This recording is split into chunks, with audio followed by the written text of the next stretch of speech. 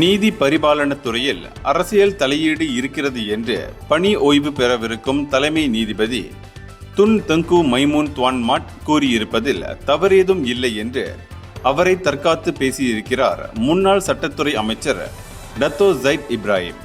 தம்முடைய இக்குற்றச்சாட்டுக்கு தெங்கு மைமூன் ஆதாரங்களை காட்ட வேண்டும், அவர் விசாரிக்கப்பட வேண்டும் என்று முன்னாள் சட்ட அமைச்சர் டத்தோஸ்ரீ முகமது நஸ்ரி அப்துல் அசீஸ் ஆலோசனை கூறியிருப்பது சிறுபிள்ளைத்தனமானது என்று அவர் வர்ணித்தார்.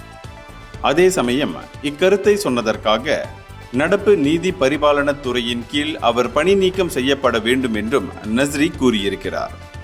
சுதந்திரமான நீதி பரிபாலன துறை வேண்டும் என்று நாடகமாடுவதை அரசாங்கம் நிறுத்திக் கொள்ள வேண்டும். ஒரு தலைமை நீதிபதியின் நேர்மையான கூற்றை ஜீரணிக்க முடியாமல் இருப்பது வேடிக்கையாக இருக்கிறது என்று ஜைட் அவரின் எக்ஸ் தளத்தில் கூறியிருக்கிறார்.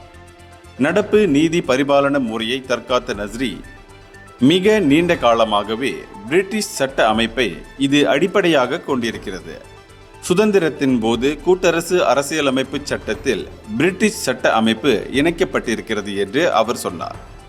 2009ஆம் ஆண்டில் நீதிபதிகள் நியமன நடைமுறையில் வெளிப்படைத்தன்மையை கொண்டிருப்பதற்கு நீதிபதிகள் நியமன ஆணையம் உருவாக்கப்பட்டது. இதன் வழி இம்முறை மேலும் வலுப்படுத்தப்பட்டது. இந்த முறையின் கீழ்தான் தெங்கு மைமூன் நியமனம் செய்யப்பட்டார் என்பதை சுட்டிக்காட்டிய நஸ்ரி, அன்று அந்த நியமனத்தை எவ்வித பிரச்சனையும் இன்றி ஏற்றுக்கொண்டுவிட்டு இன்று கேள்வி எழுப்புவது ஏன் என்று கேட்டார். இதற்கு பதிலளித்த ஜைட், தெங்கு மைமூன் மிகச் சரியாகத்தான் சொல்லியிருக்கிறார், இதில் தவறு ஏதும் இல்லை. நஸ்ரி சொல்வது சிறுபிள்ளைத்தனமாக இருக்கிறது.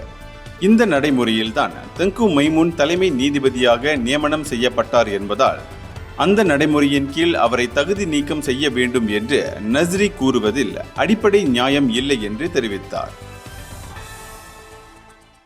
இந்தியர்களின் இதய குரல் மக்களோசை.